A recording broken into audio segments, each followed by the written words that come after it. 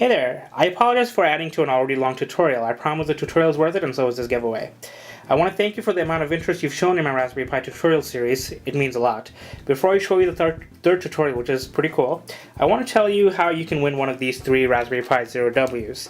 In the last giveaway, in the first Raspberry Pi tutorial, I said I was going to give away just 2, but I ended up adding another one to it because of the amount of interest, and at the end I ended up giving out 4, because the 4th was kind of an honorary winner, because the person engaged with me and showed that he really wanted to learn, and I really do appreciate that. So I sent him one. All 4 Pis have been delivered to the winners. Congratulations to all of you. And in this video, you can win one yourself. In this giveaway, I'm going to give away at least 3 of these. I will try to get my hands on more, but no promises. And maybe I'll give away another honorary winner, which is going to be chosen by me and not by a random selector. Who knows? No promises. This giveaway has the same entry methods as the first video. Leave a comment here, below, or on easyprogramming.net. The link for this tutorial is in the description below.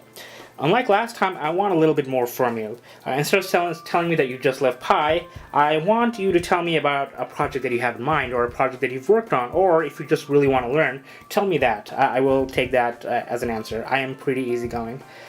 If you have an awesome project in mind, and I like it, and if you don't win, maybe I'll send you one, who knows. But for now, I'll be giving away just these 3. This is just a demo one that I use.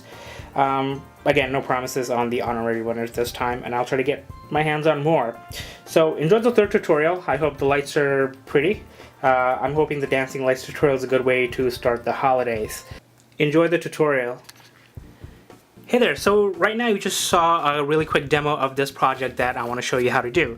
This is, I'm calling it a Dancy Pi because it's an audio reactive Raspberry Pi project where your Raspberry Pi will get input via a microphone, a USB microphone, and then dance to it using your WS2812b lights. And I want to show you how to set up your LED strip with the Raspberry Pi. We will be using a modified version of Scott Lawson's audio reactive library, where he utilized the WS2812c library built for the Arduino.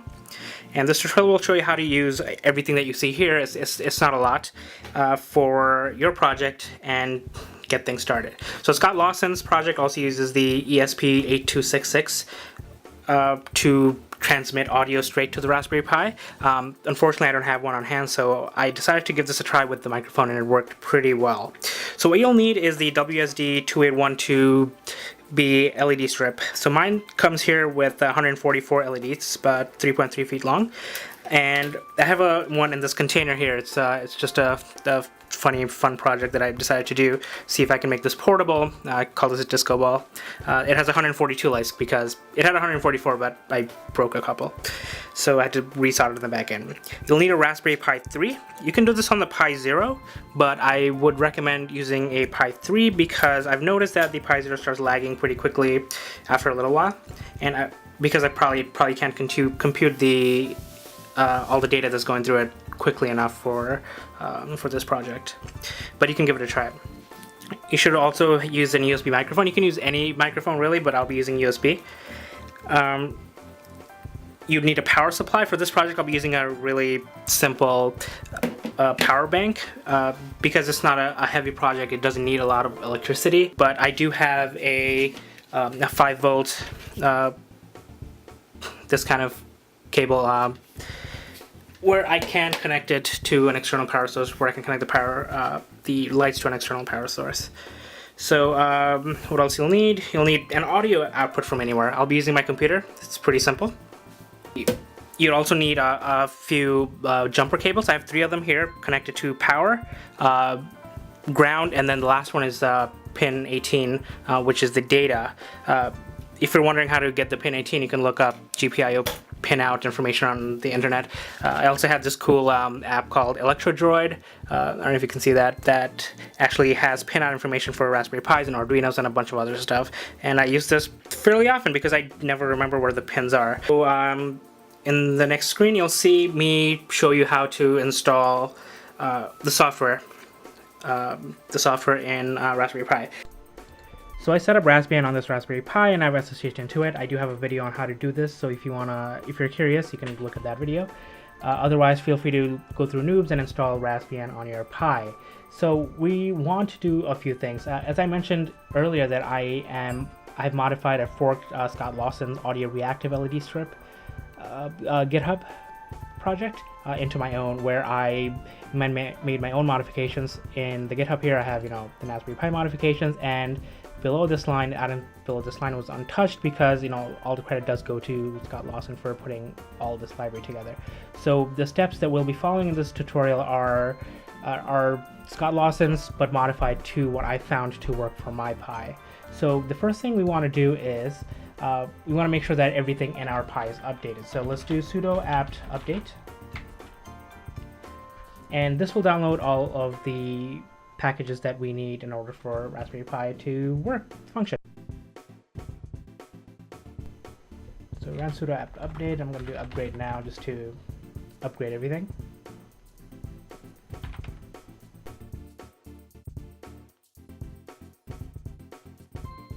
Okay, so the Pi updated, and now we need to install some dependencies. So I'm going to clear this and go over the things that we need. So we'll do sudo apt install Python numpy needed for the lights.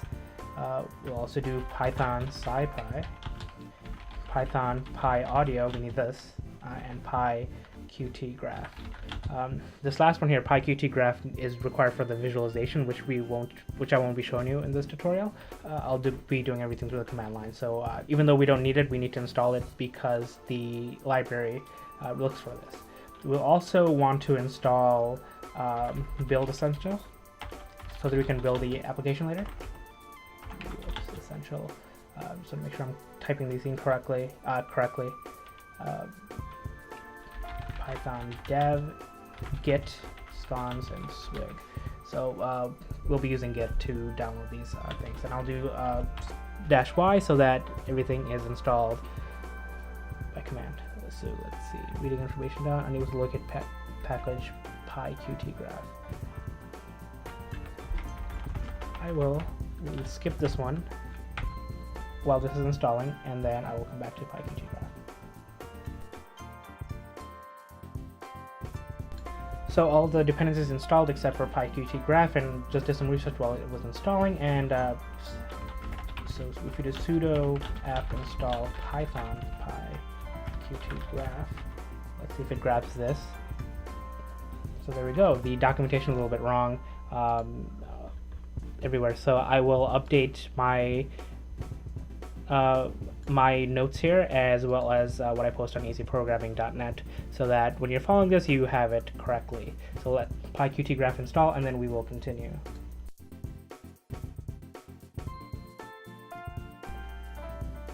Okay, so now that installed, we want to go get our GitHub. So we can clone it down. So I'll just copy this. Go here. We'll do git clone. Get the package here. So it'll take a few seconds to get all of the content and just place it on my Raspberry Pi. There's a lot of stuff coming in, so it can take more than a few seconds. And I'm downloading at over 2 megabytes per second. So there we go. So if I do list, I have the Dancy Pi Audio Reactive LED library. Clear this, and so actually let's look at what's in here. So we have the Arduino packet, the library, the images, and the Python folder, which we care about. So if we do Python and see what's in here, so this is what we will be changing, and I'll show you the modifications that I made. But before we can do this, we need to actually clone another library, Jeff Garth's library, who built a really cool WS2812b library that written in C for I think the Arduino that lets you control these any WS2812x lights. So we'll be downloading this and installing it on our Pi because the software that we're using, made by called Lawson, uses this library on his end. So we'll just do git clone and let that download, and we're going to go into it and install it. So we'll do cd rpi list. We should do the scons commands. We downloaded it earlier, we installed it earlier, and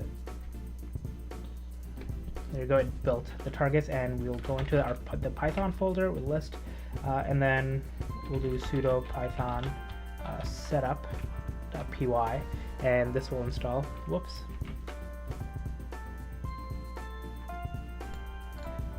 So I did some research, and so I'm going to try and use that fix instead. If we do list, there's a setup tools at here at the end. Apparently it's when you install it, sometimes it gets corrupted, so we'll do rm setup tools.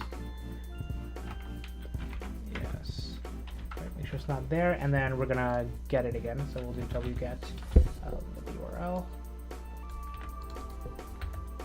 on packages, let it download.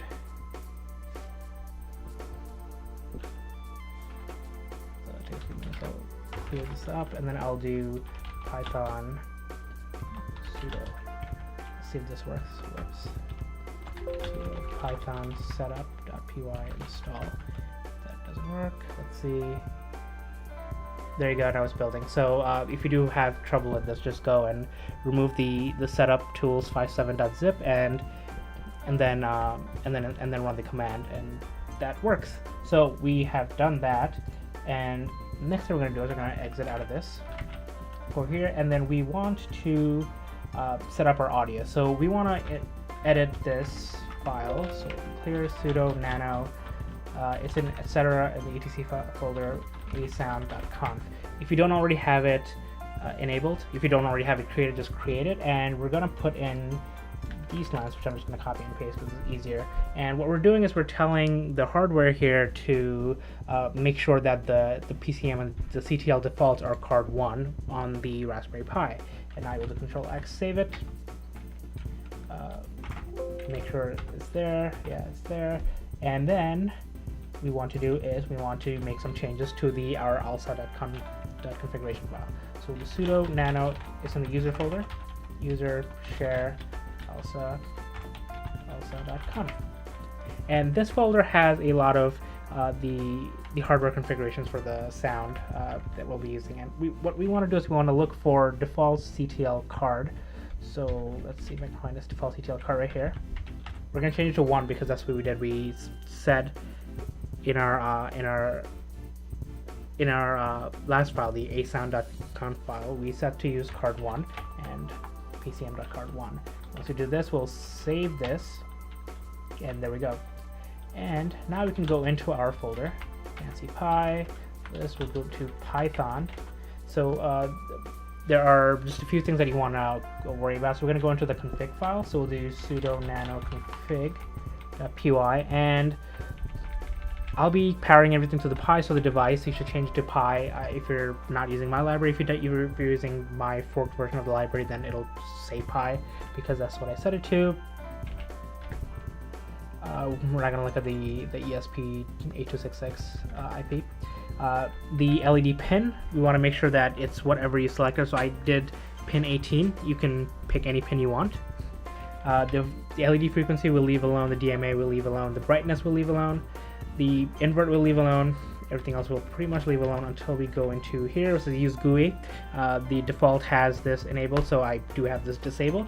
Display FPS, normally I say to turn off, but I'll keep it true for now so that you can see on our screen what the FPS looks like. Let me scroll down. The number of pixels, so by default it has 142 because I showed you my Tupperware container thing. It has 142 lights because I broke a couple, but the one that I'll be connecting it to has 144, so I'll up this to 144. The mic rate, so the most common mic rates are 48,000 hertz, but there are also some that are 44,100 hertz. You should look at your mic's rate, your frequency, before you make this change. There could be others that I don't know about. So the microphone that I'm using, the USB mic I'm using, is 48,000. By default, this value is 44,100. FPS 50. So this is the rate of the lights that are happening. It says, you know, the desired rate of the visualization. I just keep it at 50. We won't really be using this, so it doesn't really matter. The more you increase it, the more FPS we'll see on the lights as well. So everything else we'll leave alone. So save it. And now I want to show you the visualization. So we'll do sudo nano viz. And I made a couple changes from the original. I included import sys so that I can send in another command line argument. So I have a sys.arg v1 that's taking data from the command line and putting it into vis type. And when I scroll down, I am putting in vis type into, where did I go? Vis type. There we go. So here, if it's sys type argv1, spectrum, energy, or scroll. So these are the three types of visualization on the actual LEDs that this script supports, and I'm just putting it in through the command line argument rather than editing this file every single time and running it. This lets me just cancel it and just change it in the command line argument. The rest of this is done by Scott Lawson. Feel free to read through this. It's pretty straightforward. He's using this the WS2812b library, which is pretty cool. So let's get out of this. And the last thing I want to show you is I also created this file called the off.py. So sudo nano off. It's pretty straightforward. So what this does is, so if you control C out of the visualization.py that's running, the lights just stay on in whatever position they were when you did control C. So if you run this off.py, it just goes through each of the lights and turns them off. So you'd want to change this to 144 if that's the number of pixels. The pin number and everything else you can just remain the same. And it'll just go through and just turn them off one by one. I'll show you this as well. So what we're going to do is we're going to turn it on. I'm going to take you back to the actual Pi and see how well it runs. The microphone has a pretty long USB cord, so I'll just play it with my computer rather than the Bluetooth speaker. And the command to run this would be sudo python visualization py. And it looks for something, so I do like the scroll effect, so I'll just do scroll to show you what it looks like. And let's run it. There you go. Well, I don't have the microphone connected, so 1 second while I connect it.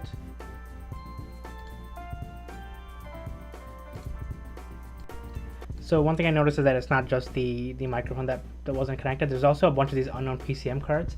So this is the one that I forgot to show you. So we're gonna edit our also.conf file. We're gonna find those cards and just gonna comment them out. So I believe they were, so if you look at them again, so it was the front, rear, center, side, surround, IEC, HDMI, blah, blah, blah. So we'll look for these. So if we do find, so we'll do front, here they are. I'm just gonna comment these out. Center, PCM, right, all these surrounds cards. There's also this one, and then there's the HDMI, and then there was some modem. I don't think the DMX was on there, so on phone line. So let's not forget phone line, right? I think that's it. So if I run this, so now we're ready to run the script. I clear the screen, so let's do sudo python viz scroll. And let's see what happens. And you can't see it, but it is running, and we can see that the FPS is being altered here. If I make sounds with my fingers, with my stamping my fingers, it does do something to the lights. So let's go to our live feed and see what the colors look like.